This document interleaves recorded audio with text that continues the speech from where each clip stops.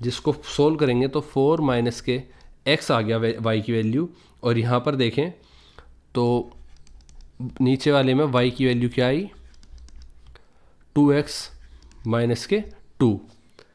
4y ये हमने किसके लिए किया था, ये हमने इक्वेशन निकाल दी y की वैल्यू। 4y 4 माइनस के x, अगर इस वैल्यू की बात करें तो इफ़ x इक्वल टू 0 होगा तो y इक्वल टू 4 होगा। ठीक है, इफ़ x इक्वल टू 4 होगा तो y इक्वल टू 0 होगा। ये बात हमने पुट करके देख ली। अगर y equal to 4 minus x है और x की वैल्यू 0 रखोगे तो 4 में से 0 गया, 4 बचा। भाई 4 में से 0 गया तो 4 बचेगा। ये x की वैल्यू हमने 0 रख के देखी, फिर हमने x की वैल्यू 4 रख के देखी तो 4 में से 4 गया, y की वैल्यू 0 आ गई। तो ये दो कंडीशन हो गई। ठीक है, इसी तरह से हम देखेंगे फॉर y इक्वल टू, अब इस वाली इक्वेशन के लिए देखेंगे y equal to 2x minus के 2। ठीक है, if x equal to 0 then y equal to क्या होगा, अगर x 0 हो जाएगा तो y क्या हो जाएगा, -2 आएगा। 2 से 0 की मल्टीप्लाई होगी 0, 0 माइनस 2 -2। और अगर इफ़ x इक्वल टू, और अगर हम यहाँ पर y की वैल्यू 0 रखेंगे तो x की वैल्यू क्या आएगी, यहाँ पर 0 रखा तो x की वैल्यू क्या आएगी, ये 2 इस तरफ गया, x की वैल्यू 1 आएगी। ठीक है, इसी के साथ हमने पॉइंट्स क्या निकाले, यहाँ पर पॉइंट्स निकले, पहली इक्वेशन में पॉइंट्स निकले 0, 4, ये आपके पॉइंट्स हुए। एक सेकेंड,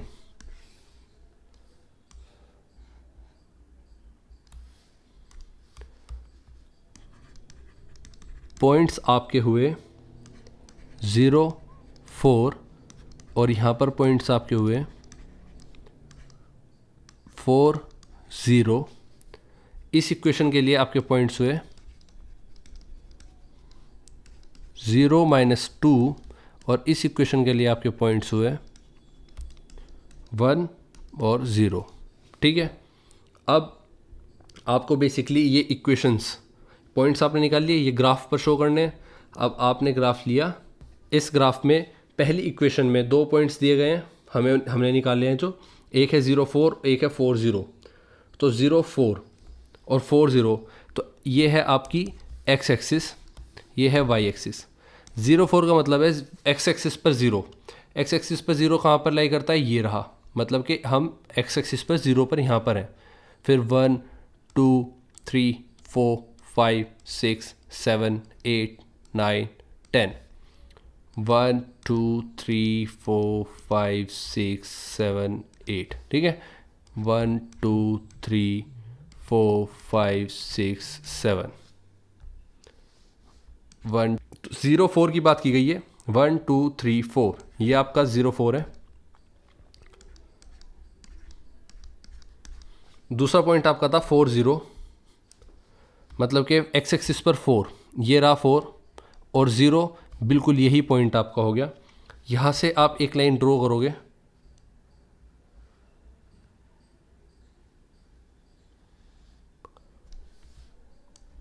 ठीक है। अब दूसरी लाइन देख लेते हैं, दूसरे पॉइंट्स हमारे पास हैं 0, -2, तो x एक्सिस पर 0 ये रहा और -2 ये रहा आपका, तो ये पॉइंट हो गया आपका 0, -2, और यहाँ पर दूसरा पॉइंट हो गया 1 और 0। 1 और 0 कहाँ है, 1 x एक्सिस पर 1 ये रहा और y एक्सिस पर 0 यहीं पर है, तो ये आपका पॉइंट हो गया। अब इसको जोड़ेंगे,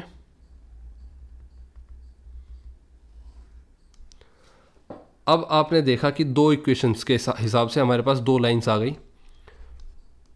कौन सी लाइन कौन सी इक्वेशन के हिसाब से थी, ये वाली लाइन जो है ये x plus y equal to 4 होगी, और ये दूसरे वाली लाइन जो है ये 2x minus Y equal to 2 से आई है।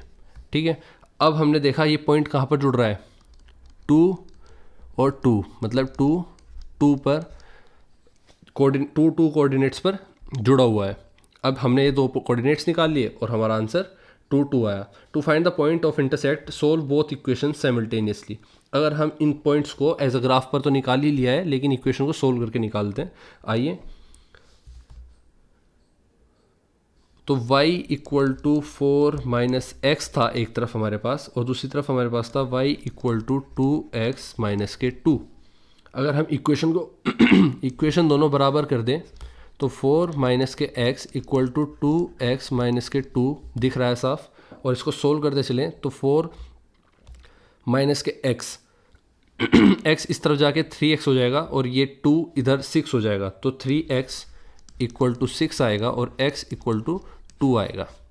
अब x की वैल्यू 2 पुट कर देंगे किसी भी एक इक्वेशन में, तो y इक्वल टू 4 माइनस के 2 जो कि आपका होगा, ये इक्वेशन मान लो आप third, from equation third 4 equal to y equal to 4 minus 2 होगा, और y इक्वल टू क्या हो गया आपका 2, y इक्वल टू आपका 2। यहाँ से आपको कोऑर्डिनेट्स क्या मिले, point of intersection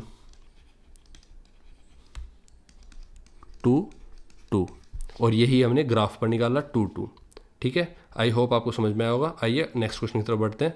question number 15 हमारा हो गया है। क्वेश्चन नंबर 16 पर आते हैं सेक्शन सी के।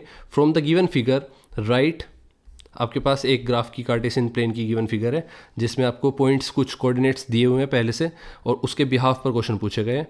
तो क्वेश्चन ए देख लेते हैं, the coordinates of the points B and F. तो बी कहाँ है, बी आपको ढूंढा ये। अब इस पर क्या करेंगे, हम इन पॉइंट्स को ढूंढने के लिए क्या करते हैं, पहले ये देखते हैं एक्स एक्सिस पर ये कहाँ पड़ता है। एक्स एक्सिस पर पड़ रहा है -5 और वाई एक्सिस पर ये पड़ रहा है -4। तो बी के पॉइंट्स ये हुए, और एफ एक्स एक्सिस पर पड़ रहा है 6 और वाई एक्सिस पर पड़ रहा है 0। तो -5 -4 और 6 एंड 0, ये एफ हुआ और ये बी हुआ। Next question B, the point identified by the coordinates 1 1। तो कौन सा पॉइंट निकलता है, अगर 1 1 को देखें तो 1 और 1 ये कहाँ है, डी, तो पॉइंट निकलता है डी। सी देखते हैं, the abscissa of the points D and H. तो abscissa means the x coordinate.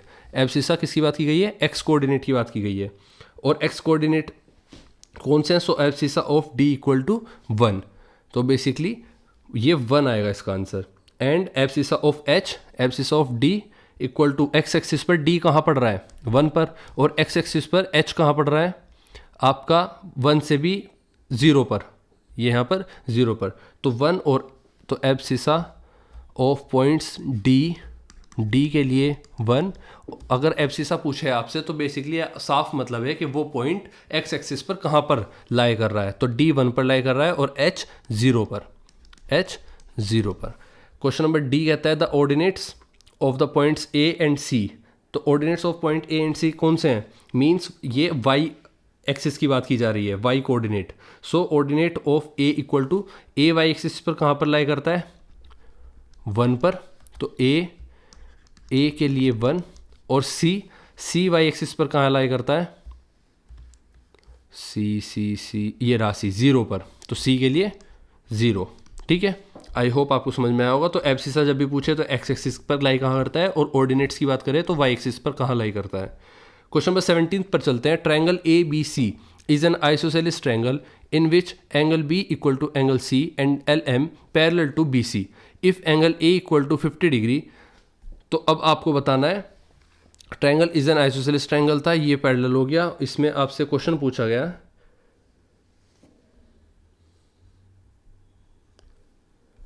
इसके बिहाफ पर आपसे क्वेश्चंस पूछे गए हैं नीचे। अब आपके सामने ये 2 लाइनें पैरेलल हैं आपस में, L M B C, angle हो गया आपके सामने ये रहा। आइसोसेलेस मतलब A B equal to A C है। और आइए क्वेश्चंस देख लेते हैं। क्वेश्चन कहता है the quadrilateral of L M C B, ये वाला क्वाड्रिलेटरल की बात चल रही है, L M C B is ये क्या है। तो बेसिकली ये ऐसा क्वाड्रिलेटरल है जिसकी आमने सामने की sides, opposite sides are equal but single pair are equal, और दूसरी साइड्स की जो लाइन्स है वो साइज में तो इक्वल है बट आर नॉट पैरेलल। तो एक पेयर ऑफ पैरेलल लाइन, एक पेयर ऑफ क्वाड्रिलेटरल, तो एक पेयर ऑफ आपके क्वाड्रिलेटरल का ऑपोजिट साइड्स का एक पेयर पैरेलल भी है और अनइक्वल है, और दूसरा साइड अनइक्वल तो है बट पैरेलल नहीं है, अनपैरेलल है। तो इसका मतलब ये ऑप्शन ए बिल्कुल सही होगा, ट्रेपीजियम। इसका आंसर आप लिखोगे कि सिंस, अगर पूछ लिया जाता है याद रखने के लिए, since L M parallel B C that is only one pair of opposite sides are parallel अगर किसी भी क्वाड्रिलेटरल के आमने सामने वाली साइड अनइवन है, मतलब कि दोनों बराबर नहीं है लेकिन पैरेलल है, और दूसरा पेयर जो क्वाड्रिलेटरल साइड्स का है वो इक्वल तो है पर पैरेलल नहीं है, तो इसका मतलब वो ट्रेपीजियम होगा। So it is trapezium. Second question पूछता है the value of angle L M C. Angle L M C, इस एंगल की वैल्यू पूछी गई है। अब इस एंगल की वैल्यू देखेंगे कैसे निकालेंगे हम। हमें पता है कि जो L M C plus A M L है, एल एम सी और ए एल एम, ये कितना होगा।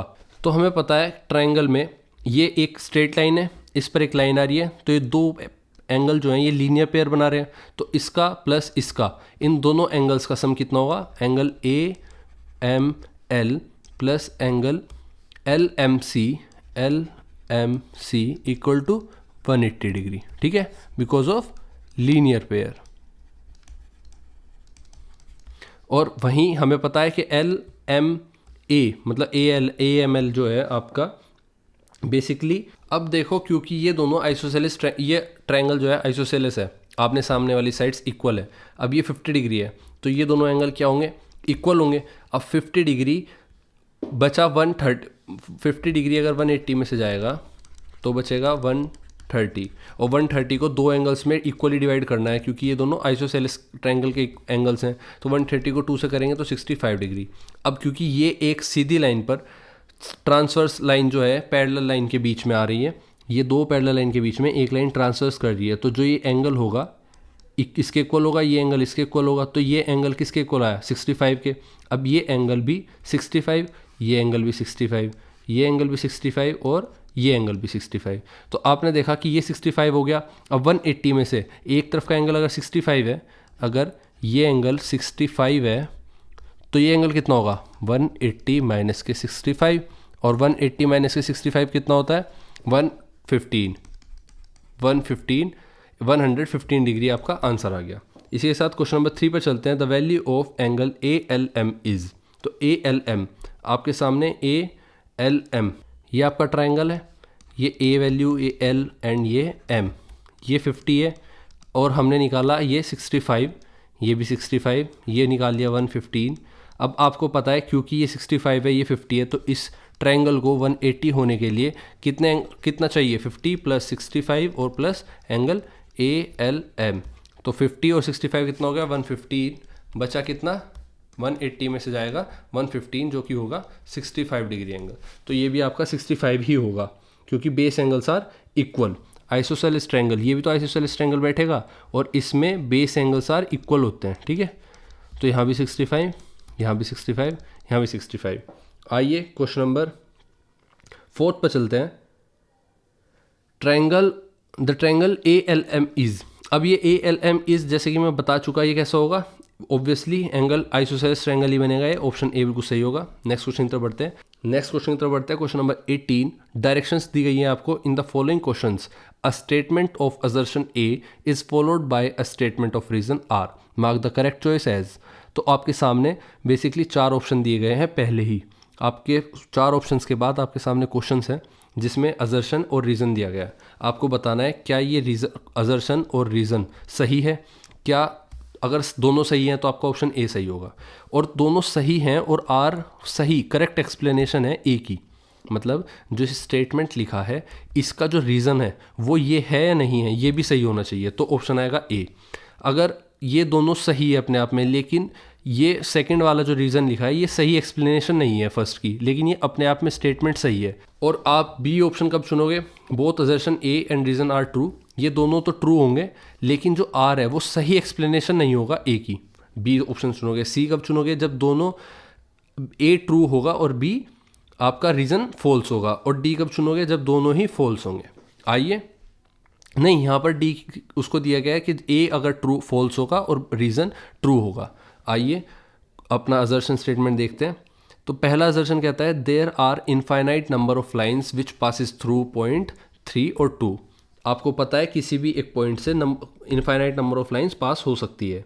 तो a linear equation in 2 variables has infinitely many solutions. तो ऑप्शन ए ये वाला आपका असर्शन बिल्कुल सही है। रीज़न देख लेते हैं।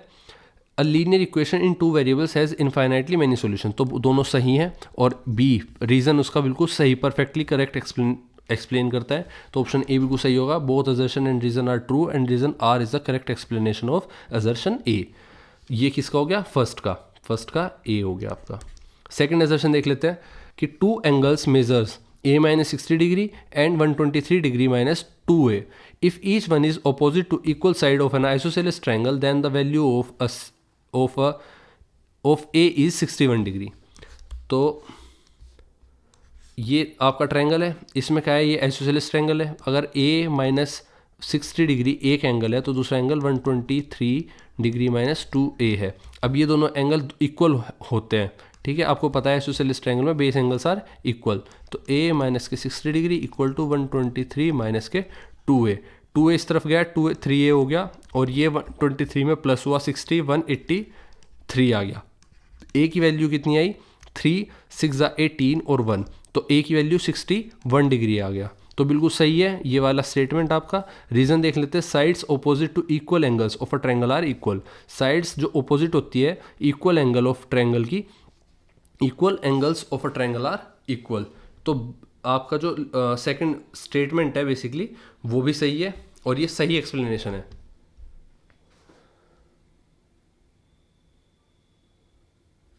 तो इसमें ये कहा गया है कि side opposite to the angle, side opposite to the equal angles are always equal. इसी वजह से ये आपका आंसर आया। तो दोनों सही हैं, रीज़न भी सही है, तो इसका आंसर भी ए ही होगा, ठीक है। ऊपर ए चुना जाएगा। इसके बाद देख लेते हैं नेक्स्ट क्वेश्चन तरफ बढ़ते हैं। Question number 19। If a transversal intersects 2 lines such that bisector of a pair of corresponding angles are parallel, then prove that the 2 lines are parallel. Basically question में कहा गया कि if a transversal intersect 2 lines such that the bisector of a pair of corresponding angles. देखो corresponding angle आ गया एक word, एक bisector आ गया, एक आ गया ट्रांसवर्सल इंटरसेक्ट 2 लाइन्स, ठीक है। अगर आपके सामने 2 लाइन है, उसमें एक लाइन ट्रांसवर्सली एक ऐसे काट देती है, ठीक है, ट्रांसवर्सल इंटरसेक्ट करती है 2 लाइंस को, जिसमें bisector of a pair of corresponding. तो ये पेयर ऑफ कोरस्पॉन्डिंग एंगल्स कौन से होते हैं? ये वाला एंगल और ये वाला एंगल क्या है? आपके कोरस्पॉन्डिंग एंगल्स। तो ये पेयर हो गया। इसका क्या? इसका बाइसेक्टर, बाइसेक्टर्स ऑफ, बाइसेक्टर कौन होता है? जो बीच से काटते हैं इस एंगल को, ठीक है। यहाँ पर भी बीच से काट दिया इस एंगल को। अब ये दोनों एंगल को कहा गया है if a transversal intersects 2 lines that the bisectors of a pair of corresponding angles are parallel. आपसे पूछा है जो ये 2 लाइन निकली हैं ये आपस में पैरेलल होंगी, then prove that the 2 lines are parallel. तो आपको ये प्रूव करना है कि कैसे ये पैरेलल होगी, ठीक है। आइए देखते हैं। तो आप इक्वेशन में सब चीज़ें थोड़ी लेबलिंग कर लेते हैं। ये हम ए मान लेते हैं, लेबलिंग थोड़ी, ये ए मान लेते हैं, ये पॉइंट बी मान लेते हैं, ये आपका सी एंड डी मान लेते हैं। फिर यहीं लाइन मान लेते हैं पी क्यू, और ये वाली लाइन मान लेते हैं आर एस, ठीक है। इसके साथ अब अपना सॉल्यूशन देखते हैं। तो आपने देखा ट्रांसवर्सल ए डी, जो ट्रांसवर्सल ए डी है, ट्रांसवर्सल ए डी है, वो इंटरसेक्ट करती है 2 लाइन्स को। Intersect A D intersects 2 line P Q and R S at point B, at point B and C, ठीक है। ये पॉइंट ई, और इसको मान लेते हैं सी जी, ठीक है। तो बी ई और C G, ray B E is the bisector of, ray B E is the bisector of A angle A B Q, angle A B Q. अब इस पर चलते हैं, इस वाली लाइन के लिए चलते हैं। So angle A B E equal to angle E B Q, A B E equal to angle E B Q. अब ये वाला एंगल इसके इक्वल तो होगा ही भाई, ये वाला एंगल इसके इक्वल तो होगा ही क्योंकि ये बाइसेक्टर है, ठीक है। तो इसका मतलब है equal to half of angle A B Q, half of angle A B Q. इस पूरे के हाफ हुआ, इस पूरे के हाफ है, यू वाला एंगल भी ये वाला एंगल भी, तो ये तीनों चीज़ें इक्वल हो गई। Angle A B E B Q और ए बी क्यू का हाफ, ये तीनों इक्वल हो गई। इसको एक इक्वेशन मान देते हैं। और दूसरी तरफ इसी के साथ एंड रे सी जी, जो सी जी वाली रे है, ये क्या कर रही है, ये बाइसेक्ट कर रही है, C G is bisector of angle B C S. So same scenarios में है, तो एंगल बी सी जी, यहाँ पर भी ये लाइन, ये वाला एंगल इसके इक्वल होगा और ये पूरे एंगल का हाफ होंगे दोनों, ठीक है। तो B C G equal to angle G C S equal to angle half of B C S, half of angle B C S. ये एक इक्वेशन आ गई। अब इससे क्या हुआ, इससे ये हुआ कि बी ई पैरेलल सी जी है, हमें पता है बी ई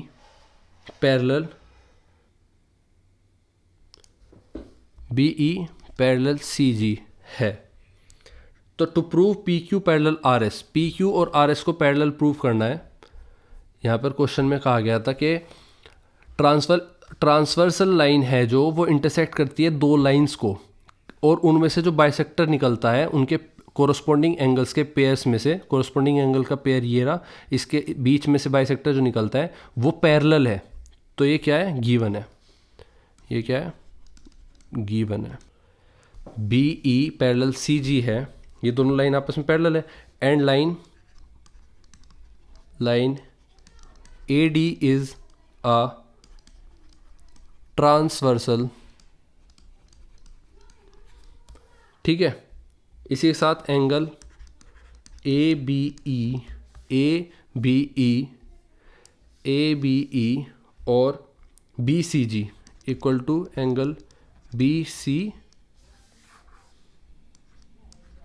सी जी के इक्वल है, कोरोस्पोंडिंग एंगल्स आर इक्वल। तो क्योंकि ये दोनों लाइन पैरेलल है आपस में और ट्रांसवर्सल लाइन काट रही है, तो ये अपने आप में कोरोस्पोंडिंग एंगल हो गया। भाई ये लाइन अगर ये पूरी ड्रॉ कर दी जाए ऐसे, तो ये इसको काट रही है, तो ये एंगल अपने आप में भी तो इक्वल है कोरोस्पोंडिंग एंगल के थ्रू। तो कोरोस्पोंडिंग एंगल के through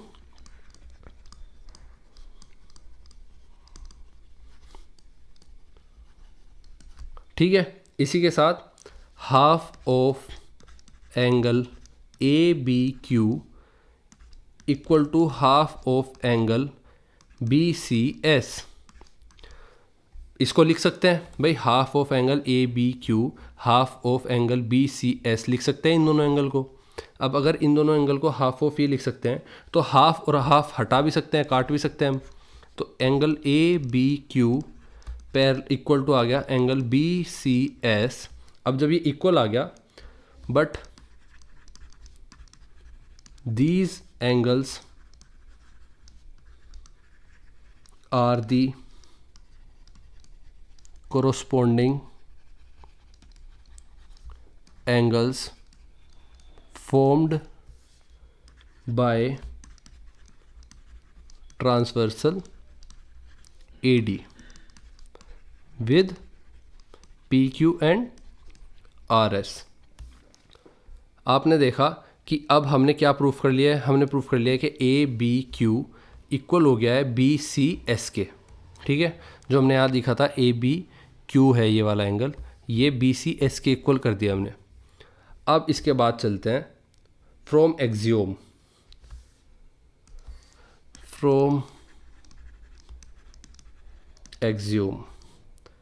6.4 if transversal intersects two line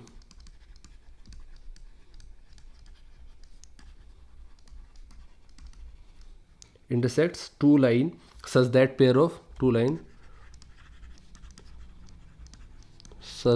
pair of corresponding angles is equal,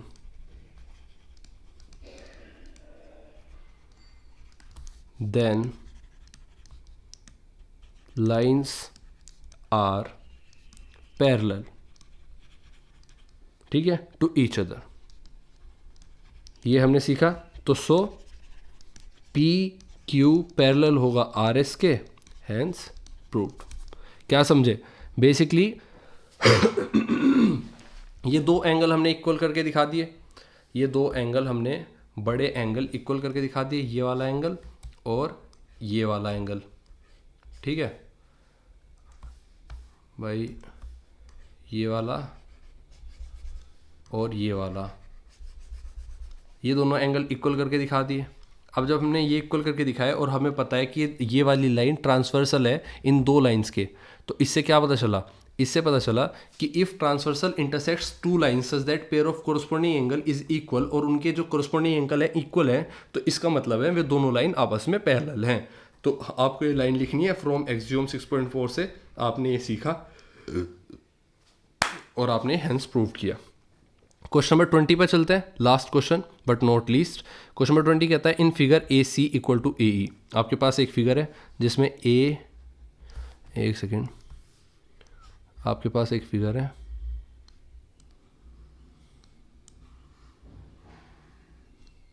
ये ई है, ये ए है, बी है, डी है, सी है, ठीक है। इसमें कहा गया है कि A C equal to A E, A C equal to A E, ये दोनों लाइन आपस में इक्वल है। Then A B equal to A D, A B equal to A D, ये आपस में इक्वल है दोनों। और फिर एंगल बी ए डी, ये वाला एंगल किसके इक्वल है? एंगल ई ए सी के, इस वाले एंगल के इक्वल है, ठीक है। Prove that B C equal to D E, B C equal to, तो प्रूव करना है आपको बी सी इक्वल टू यहाँ से लेके यहाँ तक की वैल्यू, डी ई यहाँ से लेके यहाँ तक की वैल्यू के इक्वल है। ये आपको प्रूव करना है। आपको क्या प्रूव करना है? आई होप आपको क्वेश्चन समझ में आ गया होगा। ये लेंथ इसके इक्वल करना है, बी सी के। आइए इसको सिंपल वे में थोड़ा यहाँ पर अपनी डायग्राम ड्रॉ कर लेते हैं। ये आपकी फिगर है जिसमें कहा गया है कि ये पैरेलल है इस लाइन के, ये पैरेलल है, सॉरी ये इक्वल है इस लाइन के, ये इक्वल है इस लाइन के। आपके ये पॉइंट्स हैं, आपके ये पॉइंट्स हैं B A E C and D, और इसके बाद हमारे कुछ एंगल्स इक्वल हैं जो बी ए डी एंगल है और सी ए ई एंगल है। ये दोनों एंगल क्या है? इक्वल है आपस में। इसके बाद हमें प्रूफ करना है कि जो लाइन की लेंथ बी सी है वो इक्वल है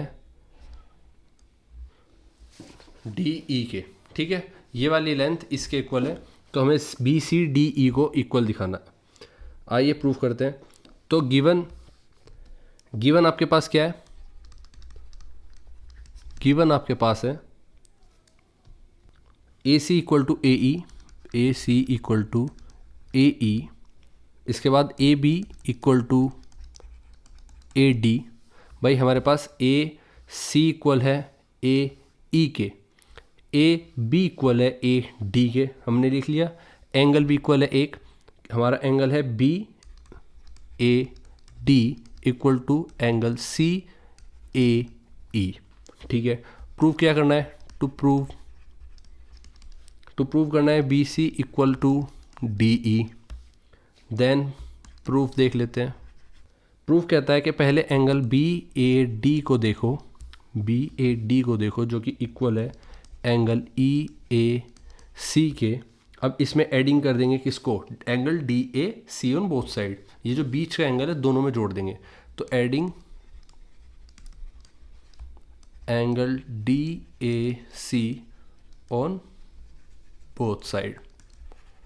तो इससे क्या बनेगा?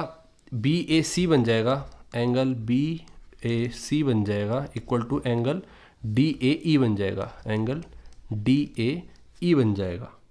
अब ये डी ए ई और बी ए सी को हम फर्स्ट इक्वेशन मान लेंगे। मैंने एक स्टेप कम कर दिया, जो इसका ये एंगल प्लस करके लिखना था ये हटा दिया मैंने। डायरेक्ट बी ए डी को प्लस करेंगे डी ए ई से, तो ये बीच का एंगल पूरा जुड़ जाएगा। तो हमने ये वाला एंगल इसके इक्वल दिखाया है, ठीक है। आइए इक्वेशन फर्स्ट मान के आगे बढ़ते हैं। In triangle angle B A सी, अब इस पूरे ट्रायंगल की बात कर लेते हैं, जो ब्लू वाला इधर ये फर्स्ट वाला एंगल है ना, इस पूरे ट्रायंगल की बात कर लेते हैं। तो angle in triangle B A C and triangle D A E, A C equal to है आपका ए ई के, ए सी इक्वल टू है ए ई के, गिवन है, ठीक है। Angle B A C equal to है एंगल डी ए ई के, और एंगल ए बी इक्वल है एंगल ए डी के, A B equal A D के, ठीक है। तो आपके सामने क्या है, साइड हो गई, एंगल हो गया, साइड हो गया, और कॉन्ग्रुएंस रूल लगा के इससे क्या पता चला हमें, देयरफॉर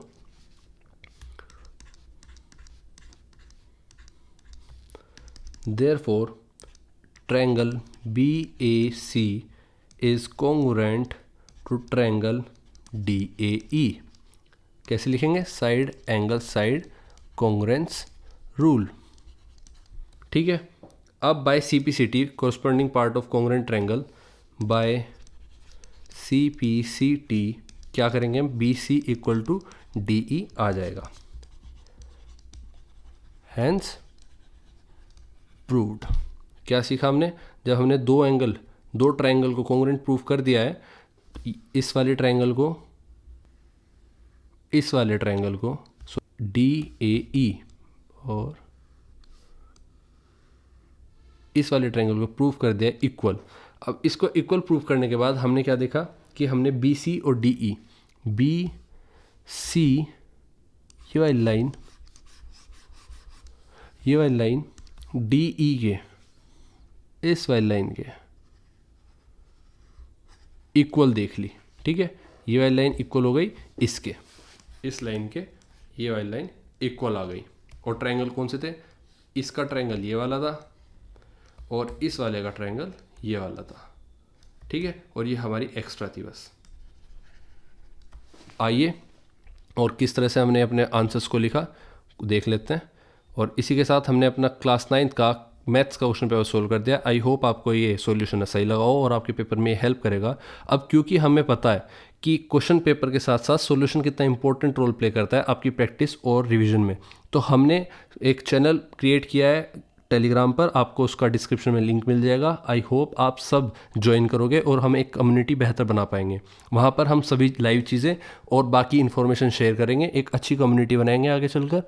अभी के लिए अगर आपको PDF चाहिए तो वहाँ पर स्टेप्स को फॉलो करो और आपको ये PDF विद सॉल्यूशन कुछ इस प्रकार से, आपको सभी ग्राफ विद सारे detailed solutions with explanation, section wise सारी एक्सप्लेनेशन सब मिलेगा, ठीक है। क्योंकि इस काम में मेहनत लगती है तो आपका थोड़ा सपोर्ट लगेगा और आप जाके अपनी PDF लिख सकते हैं और अपनी तैयारी को बूस्ट कर सकते हैं। आई होप आप सबको वीडियो हेल्पफुल लगे। मिलते हैं आपसे आपकी क्लास के नेक्स्ट पेपर को सोल्व करते हुए। तब तक के लिए all the best and bye.